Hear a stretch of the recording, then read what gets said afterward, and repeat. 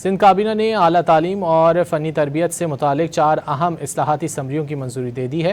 Universities and boards department کی جانب سے پیش کردہ قانونی اور انتظامی اصلاحات منظور کر لی گئی ہیں۔ وزیر اعلیٰ مراد علی شاہ کی زیر صدارت سندھ کابینہ کا اجلاس جاری ہے۔ سندھ کابینہ نے institute of business administration ترمیمی bill 2026 کے مسودے کی منظوری دے دی ہے۔ IBA کراچی کو سندھ کے اندر اور باہر نئے کیمپس قائم کرنے کا اختیار مل گیا۔ سندھ کابینہ نے IBA کا دائرہ کار اسلام آباد کیپٹل ٹیریٹری تک بڑھانے کی منظوری دے دی ہے۔